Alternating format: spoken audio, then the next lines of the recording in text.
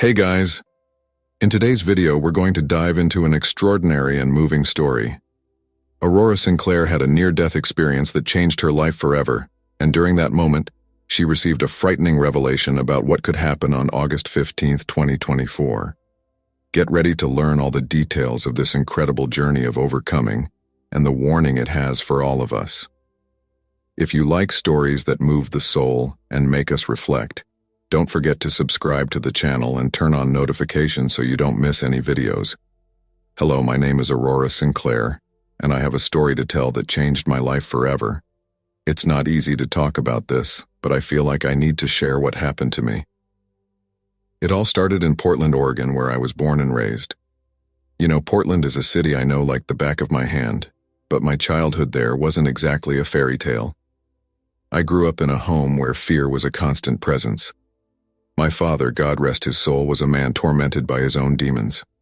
Alcoholism consumed him, and his anger often exploded in our home. The nights were the worst.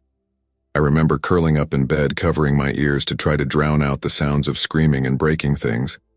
But the sounds always found a way to penetrate, echoing in my mind long after the silence returned. My mother, Judith, was my light in this darkness. She endured it all with a strength that at the time I couldn't fully understand. She kept us together, even when it felt like everything around us was falling apart. Your silent strength was my example, my anchor in a turbulent sea. When I was 10 years old, my father died in a car accident. It was a confusing moment for me. Part of me felt relieved, as if a dark cloud had finally lifted. But another part, the part that was still just a scared child, was terrified by the idea of a world without a father, even if it was a father like him. It was at this moment that my mother truly shined. Despite her own pain and the difficulties we faced, she dedicated herself entirely to giving me a better life. She worked 2 jobs, studied at night, and never let me miss anything. Her love was my strength, and thanks to her, I was able to graduate from college, a dream that seemed impossible years before. Later I met Ethan, the man who would become my husband. With him, my life seemed to finally be heading in the right direction. He was kind, loving, and most importantly, he understood the scars I carried from my past. We wanted to bring my mother to live with us, but she insisted on staying in the old house. It was the only connection she still had to my father, as complicated as that was. Even so, our relationship remained strong. I visited my mother regularly, especially on important dates like Christmas, and it was one of those Christmases that my life changed forever. But before I get into that part of the story, I want you to understand who I was, a woman who had overcome a difficult past, who was building a happy life but who still carried the marks of her childhood. I had no idea I was about to embark on a journey that would challenge everything I believed about life and death. It was Christmas Eve 2011. I remember that day like it was yesterday. The air was cold and damp, typical of Portland this time of year. Ethan and I had gone to my mom's house for Christmas dinner, like we did every year. The house was decorated with the same lights and decorations as always. The smell of roast turkey and pumpkin pie filled the air, mixing with the pine scent of the Christmas tree. Dinner went smoothly. We talked, laughed, remembered old stories. My mother looked happy, her eyes sparkling as she served us another slice of pie. Ethan was relaxed, smiling and joking with my mother about his attempts to learn to knit. It was a perfect scene, one of those that you would like to keep forever. After dinner, we sat in the living room. The fireplace crackled softly, casting dancing shadows on the walls. I felt happy, grateful to have my little family together. I looked at the clock. It was almost 11 p.m. It was then that everything changed. Suddenly I felt a terrible pressure in my chest. It was as if an invisible hand was crushing me, stealing my breath. My first thought was panic. Was I having a heart attack? I tried to speak, but the words wouldn't come out. My vision began to blur, and the sound of Ethan's worried voice seemed to come from far away. Aurora? Aurora? What's going on? His voice was distant, as if he were speaking through a tunnel. I managed to mumble a few words. I can't breathe. Call an ambulance. I saw the panic in Ethan's eyes as he ran to get the phone. My mother was at my side, holding my hand, her words of comfort barely registering in my confused mind. As he struggled to breathe, something else happened. I looked at the living room window and saw a dark figure, an amorphous shadow that seemed to be watching me. Fear completely dominated me. For a terrifying moment, I thought I was seeing my father's spirit, returning to torment me one last time. The next few minutes were a blur. I heard sirens in the distance approaching quickly. The front door opened and paramedics rushed into the room. Their voices were urgent, professional, but I could barely understand what they were saying. My vision began to darken at the edges. I felt hands moving, voices calling me, but everything seemed so far away. The last thing I remember is grabbing the arm of one of the paramedics, begging for help. "Please," I whispered, "don't let me die." And then, everything went dark. I didn't know it at the time, but I was about to embark on a journey that would challenge everything I believed about life, death, and what lies beyond. An experience that would change me profoundly and leave me with an urgent message for the world. What happened next is something I will never forget, as much as I sometimes want to. It's hard to put into words because our language seems inadequate to describe what I experienced, but I will try my best to share this journey with you. Suddenly, I found myself outside my body. It wasn't like in the movies, where the person floats above themselves and observes the scene from above. It was more weird. I was everywhere and nowhere at the same time. I could see my body lying on the gurney, the paramedics working frantically, Ethan and my mother watching with expressions of terror. But he could also see beyond the walls of the house as if they didn't exist. The sensation was one of absolute freedom, mixed with paralyzing fear. I no longer had a body. I didn't feel pain. I didn't need to breathe. It was as if my consciousness had expanded to fill all the space around me. I could feel the energy of the people in the room. Their emotions were like vibrant colors that I could see and touch. I tried to call Ethan, to tell him I was okay, that he didn't need to worry. But my voice made no sound. Or rather, it produced, but not in the way we are used to. It was more like my thoughts turned into waves of energy that spread throughout the room. It was then that I realized I was dying. Or maybe she was already dead. The panic I felt at that moment was indescribable. My entire life flashed before my eyes in an instant. My difficult childhood, the moments of joy with my mother, the love I found with Ethan. Everything seemed so far away now, as if it had happened 1,000 years ago or in another lifetime. As I struggled to understand what was happening, I felt a force pulling me. It was as if an invisible wind was dragging me away from the scene in the living room. I tried to resist, to hold on to something, anything. But there was nothing to hold on to. I was just consciousness, pure energy, being taken to where? The sensation of movement intensified. The colors around me began to mix, forming a tunnel of light. I've heard many people talk about the tunnel of light in near-death experiences, but what I saw was nothing comforting or heavenly. It was wild, chaotic, scary. The colors were too intense. The sounds, yes, there were sounds in this tunnel, were deafening. A constant hum mixed with what seemed like thousands of voices whispering at the same time. I was being dragged through this tunnel at incredible speed. I couldn't control the direction or speed. It was like being caught in a raging current, being carried away to an unknown and potentially terrible destination. My entire existence was fear and confusion at that moment. And then, as suddenly as it started, it stopped. The tunnel of light disappeared, and I found myself in a place of absolute darkness. It wasn't like the darkness we experience when we close our eyes. It was a total absence of light, of form, of everything. I couldn't see, I couldn't hear, I couldn't feel. It was as if I had been thrown into an infinite void. It was in this moment of absolute loneliness that I began to question everything. My life, my beliefs, my very existence. Could this be death? An eternal and lonely void? The idea was too terrifying to contemplate, I wanted to scream, cry, beg to come back, but there was no one to listen, nowhere to go. I don't know how long I stayed in that state. It could have been seconds or centuries. Time didn't seem to have meaning in that place. But then something changed. A presence made itself felt in the darkness. And with it came a new kind of fear, one I had never experienced before. The darkness around me began to move as if it were alive. It was an unsettling sensation, as if the void itself was breathing. And then I saw him, or rather, I felt it. An evil presence, an entity I can only describe as a demon. It wasn't like the demons we see in movies or paintings. It had no horns, no tail, no red skin. It was something much more terrible and incomprehensible.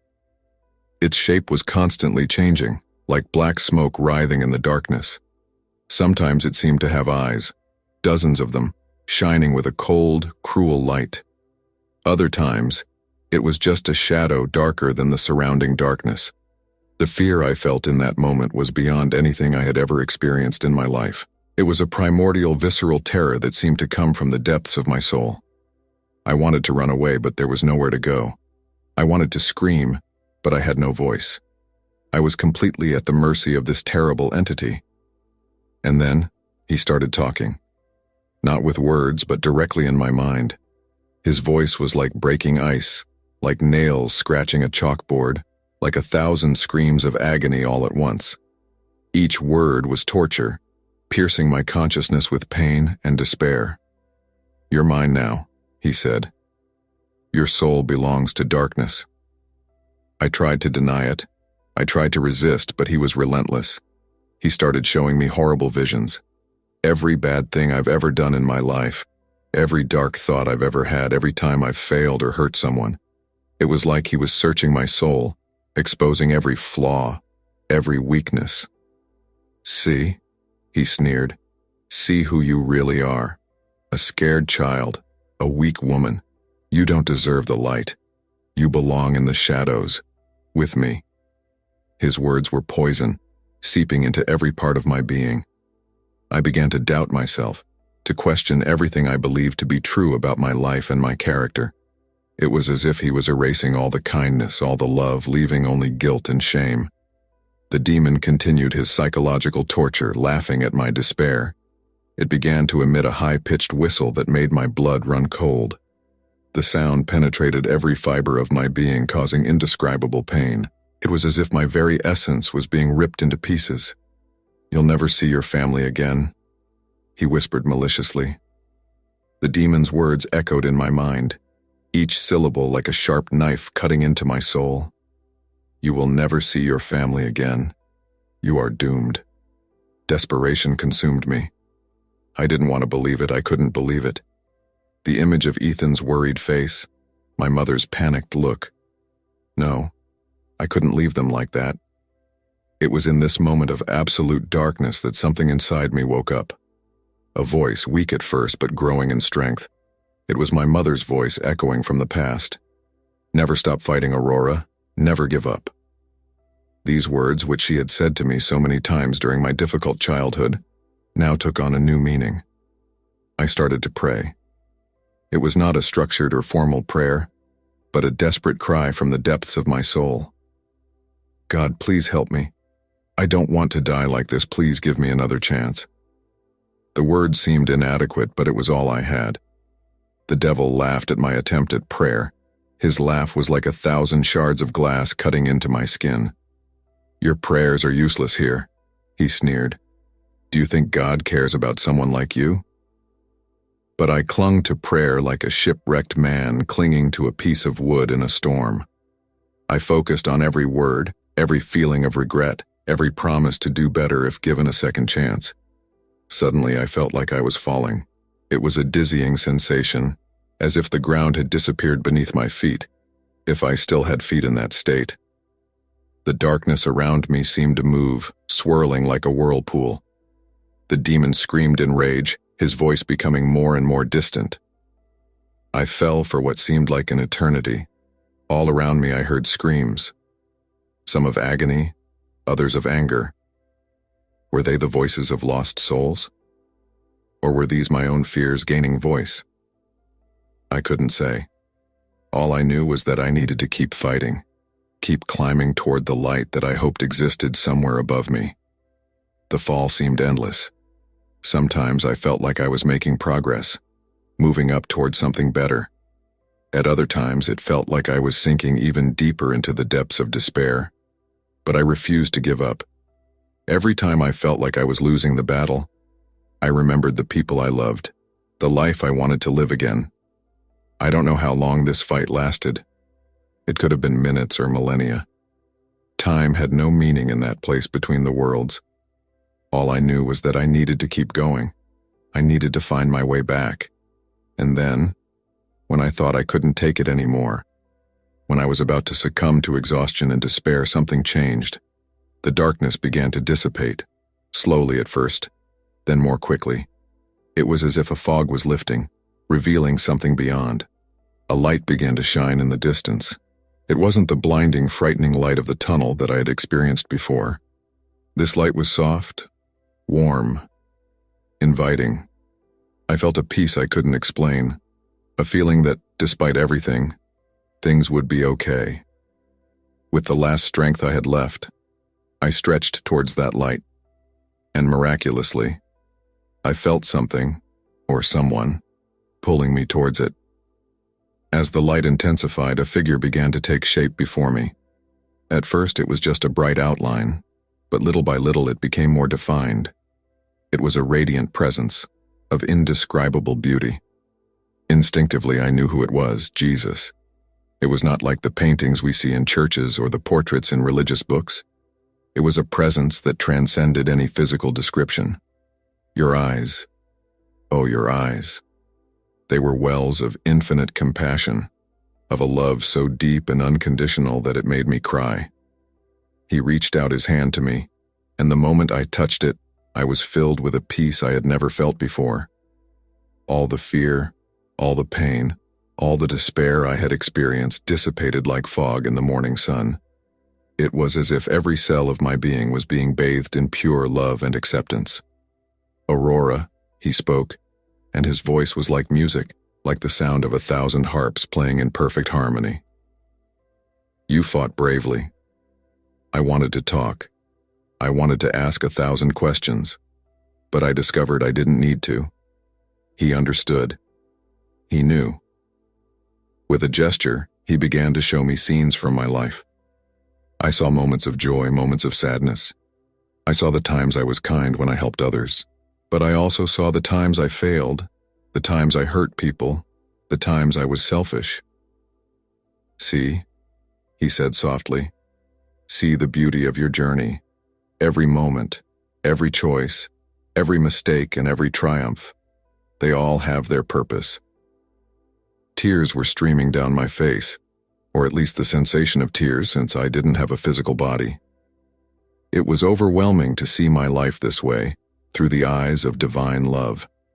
There was no judgment in his gaze, just infinite understanding and acceptance. But what about all the bad things I did? I managed to ask. All the mistakes, all the times I failed? His smile was like the sunrise. Repentance is the first step to healing, he replied. Forgiveness, both for yourself and for others, is the path to liberation. With those words, I felt a huge weight being lifted off my shoulders. Years of guilt, of self-criticism, of doubts about my worth. All of this began to dissipate. I understood at that moment that divine love does not depend on our perfection. He loves us not in spite of our faults, but with our faults. Jesus continued to show me scenes from my life, but now I saw them from a different perspective. I saw how small acts of kindness had profound effects on other people's lives. I saw how even my mistakes and struggles led me to grow, to become more compassionate. Remember this, Aurora, he said. Each life touches countless others. Each act of love, no matter how small, creates waves that spread throughout eternity. I was amazed by this revelation. My life, which so often seemed small and insignificant to me, was actually part of something much bigger. Every choice, every interaction, was an opportunity to spread love and light in the world. Then, Jesus looked at me with an expression that mixed love and, was it sadness? "It's not your time yet, Aurora," he said softly. "You have more to do in the world of the living." Part of me wanted to stay. The peace and love I felt there were indescribable.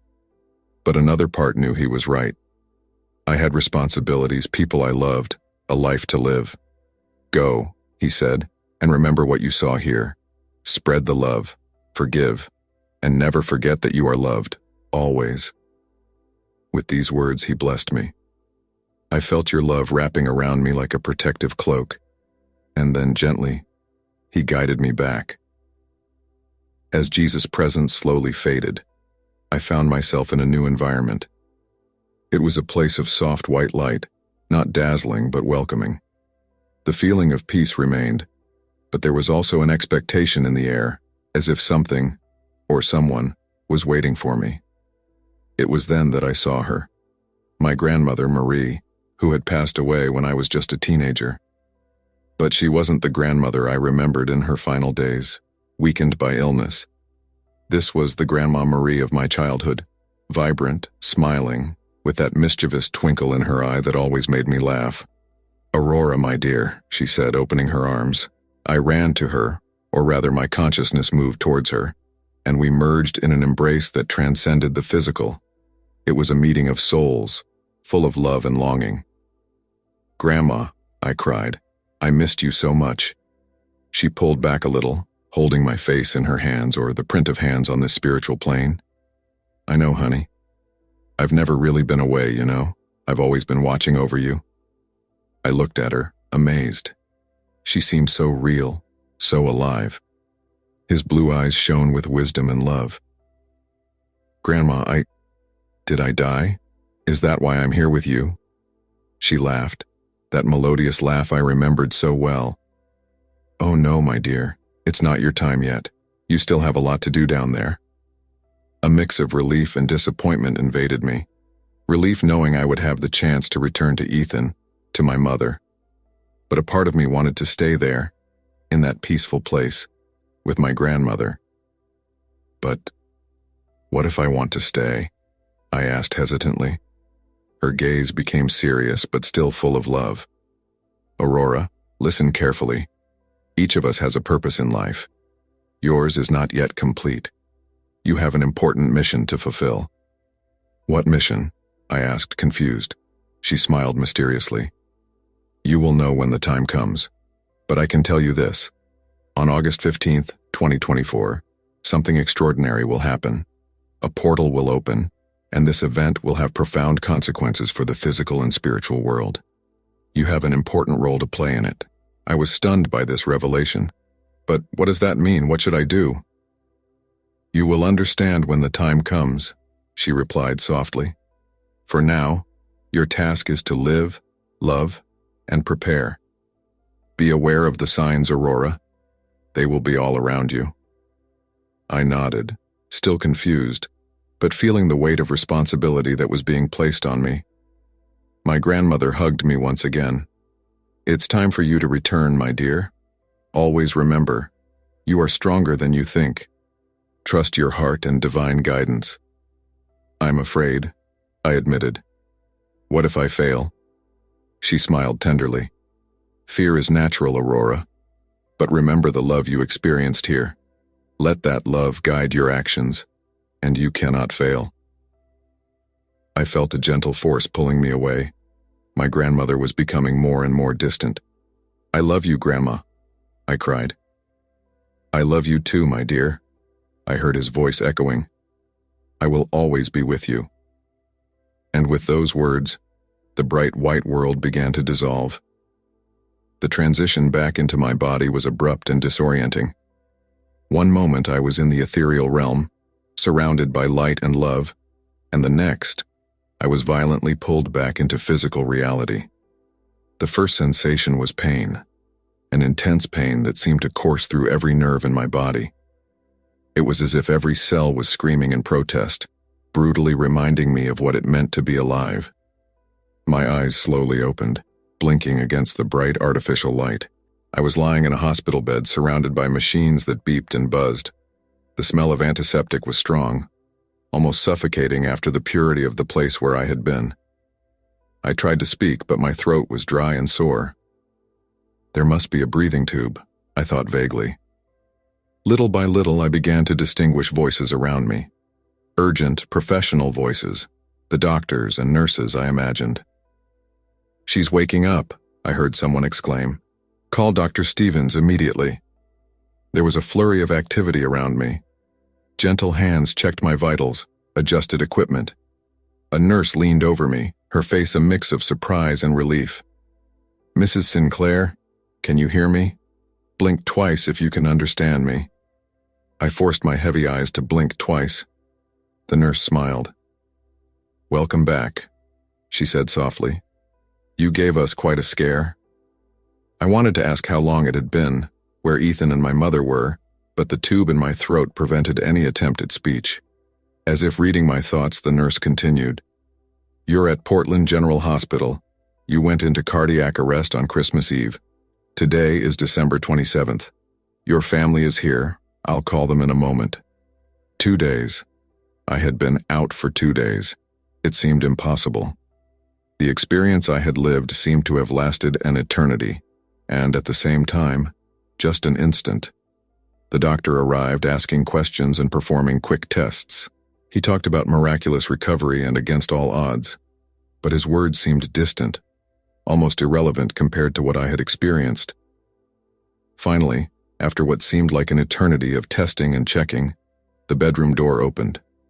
Ethan entered, closely followed by my mother. Their faces were pale with deep circles under their eyes like someone who hadn't slept for days. But when they saw me awake, their eyes lit up with a mixture of relief, joy, and disbelief. "Aurora," Ethan whispered, rushing to my side and taking my hand. Tears flowed freely down his face. "I thought I lost you." My mother was on my other side, stroking my hair like she did when I was a child. "My brave girl," she murmured, her voice cracking with emotion. I wanted to tell them everything that had happened, everything I had seen and experienced. I wanted to talk about the devil, about Jesus, about my grandmother.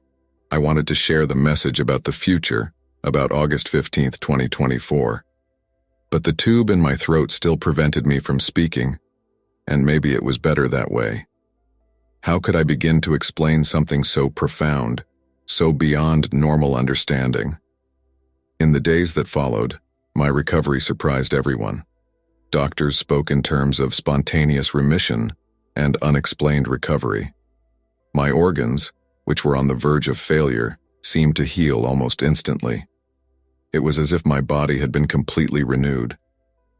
When I was finally able to speak, I tried to tell Ethan and my mother about my experience. I talked about the feeling of leaving my body, about darkness and the devil. I told about the light, about the encounter with Jesus and my grandmother. I talked about the unconditional love I had felt, about the lessons I had learned. They listened with a mixture of fascination and concern.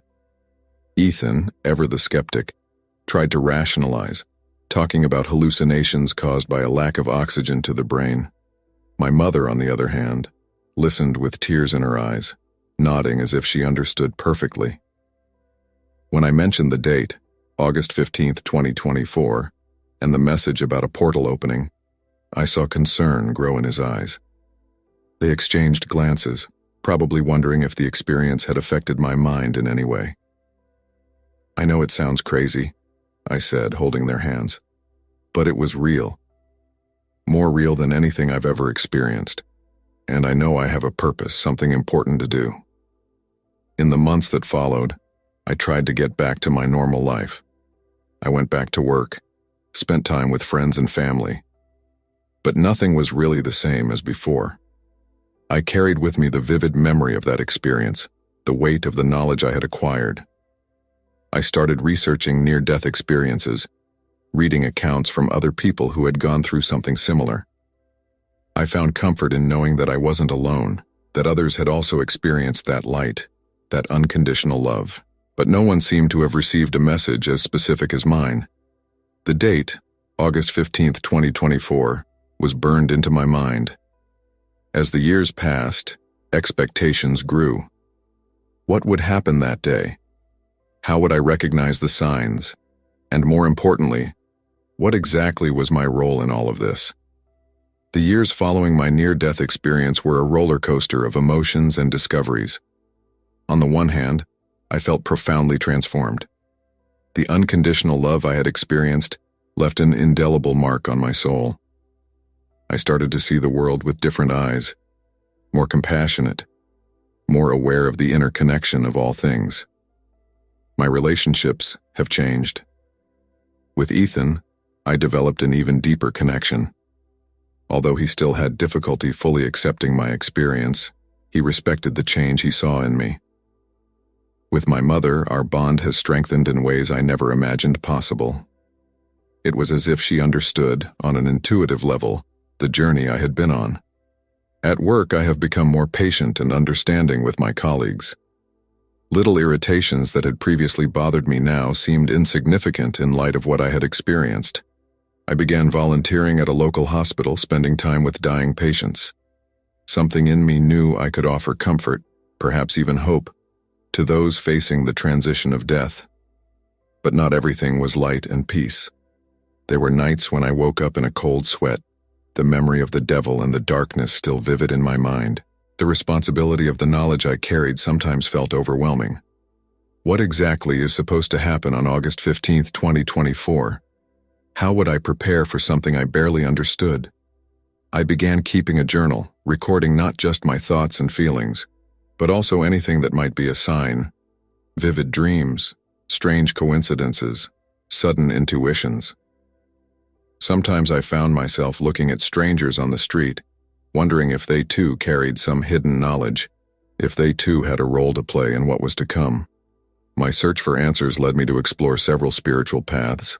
I studied different religions, attended meditation retreats, talked to spiritual leaders. Each experience added a piece to the puzzle, but the complete picture still seemed elusive. In 2020, when the COVID-19 pandemic hit the world, I felt a change in the air. It was as if the universe was preparing us for something greater. I saw fear and suffering all around me, but I also witnessed incredible acts of kindness and solidarity. I was reminded of Jesus' words about how each act of love creates ripples that spread throughout eternity. In those difficult times, I did my best to be a source of comfort and hope for those around me.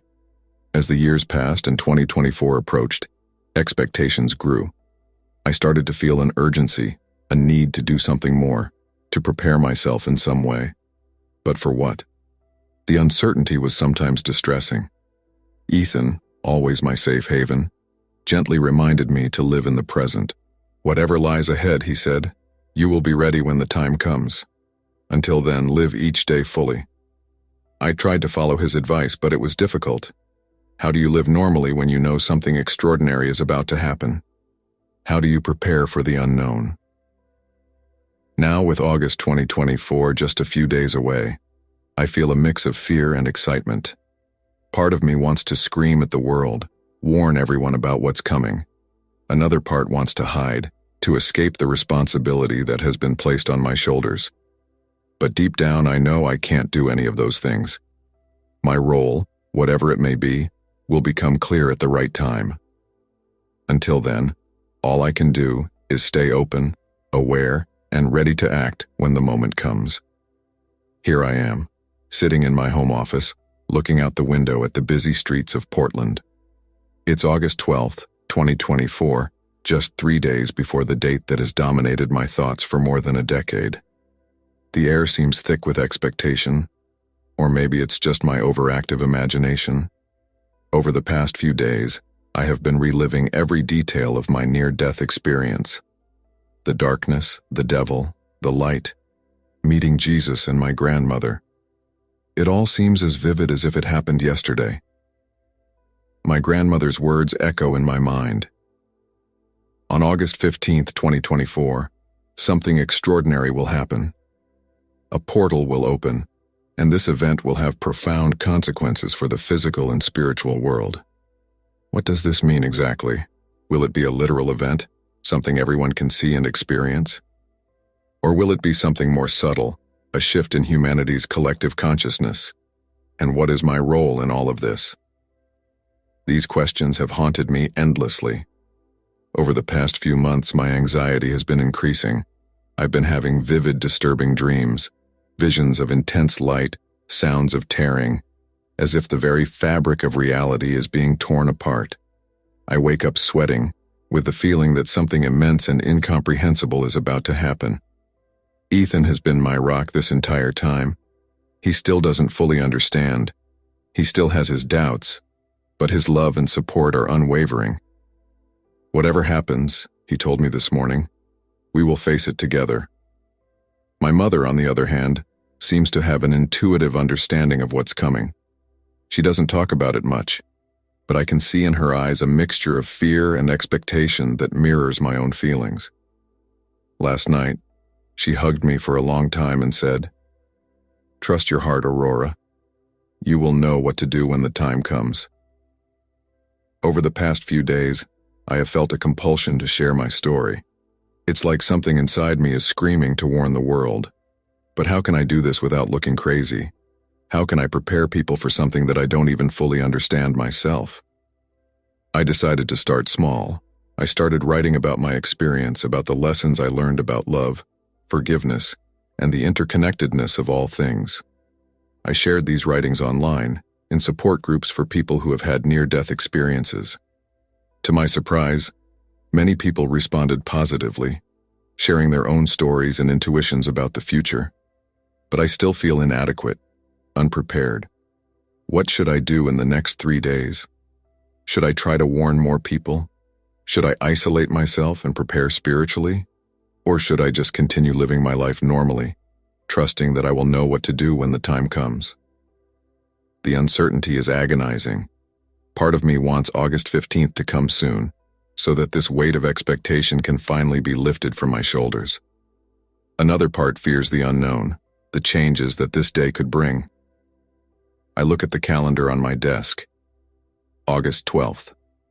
Just 3 days into the unknown. My heart races just thinking about it. Whatever is coming next, I know it will change everything. Not just for me, but for the whole world. I take a deep breath, trying to calm my nerves. I remember Jesus' words during my experience. Remember the love you experienced here. Let that love guide your actions, and you cannot fail. That's it. I understand.